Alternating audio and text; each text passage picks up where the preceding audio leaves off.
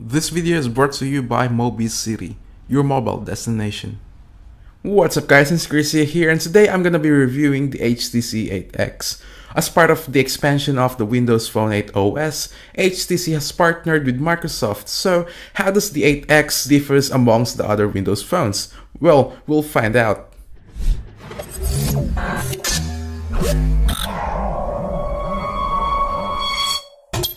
Just like the Nokia Lumia series, HTC also offers different color variations with the 8X, such as red, yellow, black, and obviously the one we have right now, which is the blue model. It has a very attractive design, and I must say it looks very fresh too. The device is very light at just 130 grams, and in terms of feel, to me, it doesn't really feel as ergonomic, perhaps because of the sharp edges and the tall body. Though, being said that, the HTC 8X feels very solid in the hand.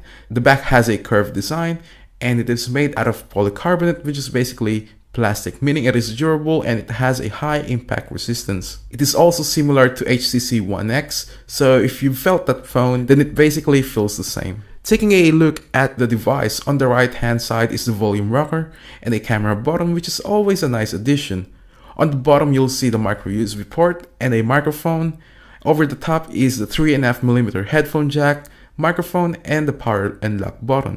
Speaking of the power button, one thing I've noticed though is that it's very uncomfortable to reach due to the tall design of the 8X.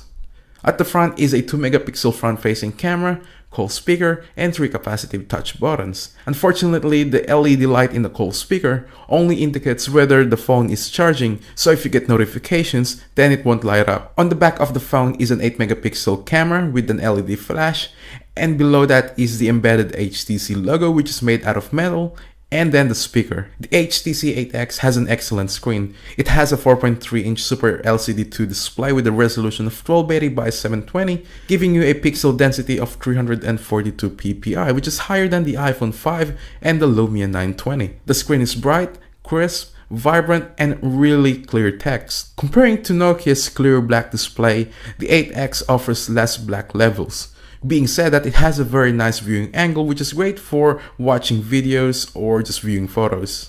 While I appreciate the unibody design of the phone, the 8X is lacking of expandable memory, and that is one of its downside. The phone comes with 16GB of internal memory with no other storage options for 32 or 64GB, for example. Now, for most people, 16GB is not enough to store their files, especially with videos and games. So hopefully with the next generation of this phone, then we will see more storage options. It is sporting a dual-core Snapdragon S4 Pro processor clocked at 1.5 GHz, along with Adreno 225 GPU and 1GB of RAM. And as you would expect, the 8X is a fast smartphone. On my test, I didn't really have any lag whatsoever. Opening and switching between different apps is a smooth experience. However, playing high processing games isn't as smooth as I thought it would be. I played Batman: The Dark Knight Rises and Asphalt 7. Based on the test, it wasn't the smoothest experience. Sure, it was playable, but the graphics just wasn't enough for my liking. The HTC 8X comes with 8-megapixel camera with an LED flash, which captures some decent photos. It has a great macro performance, and autofocus is quite quick as well. The 2.1-megapixel camera at the front uses an ultra-wide angle lens, which is actually quite nice. It works very well with video chat, or if you just want to take photo or video of yourself. Now here are some samples of photos and videos that I took with the phone.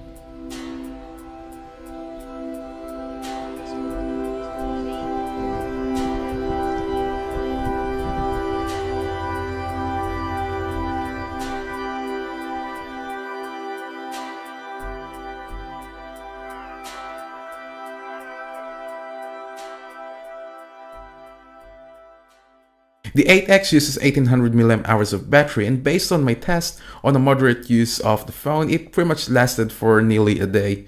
Now on a heavy use, it lasted to me for about 10 hours, and during the day and during standby, it lasted me for about 3 days. Connectivity wise, the phone has a dual band Wi-Fi antenna, so you can access the 5.0 GHz on your wireless router. The problem is that it was having trouble to pick up the 5.0 GHz band of my wireless router. Now apart from that, it also features NFC and wireless charging, and it also comes with either 3G or 4G. The HTC 8X is running the latest Windows Phone 8 operating system. While there are not a lot of changes comparing to the previous updates, Microsoft still added a few touches to the OS to make it more customizable, and this includes the ability to change the color and size of the live tiles as well as the background color, but unfortunately you can only change it to either still or light. Kids Corner is a great security feature on the new OS. Basically, it sets you an account and then you can choose which apps the user can use. The lock screen has now been updated as well. It can now display your notifications, which is what I always liked. The downside of the OS is the lack of apps and customizability. Like with the background, for example, perhaps they should have done more color choices on that. And as far as I'm concerned with the apps, I wish HTC has added their own built-in apps to the phone just like what Nokia did. The HTC 8X is a great smartphone. It has a nice design, a solid body, and a great hardware for everyday tasks. While the OS still needs a lot of work, it is still very enjoyable to use. It is simple and straight to the point. With the addition of Microsoft Office, it will definitely benefit a lot of people, and just the fact that you can easily back up your Word documents or spreadsheets to the SkyDrive is a great feature. And at the end of the day, it will just be a matter of personal preference. So there you have it guys, that is my review of the HTC 8X. Thank you all for watching. If you like this video, please give it a thumbs up and subscribe. I'm Jens Garcia and I will see you all in the next one.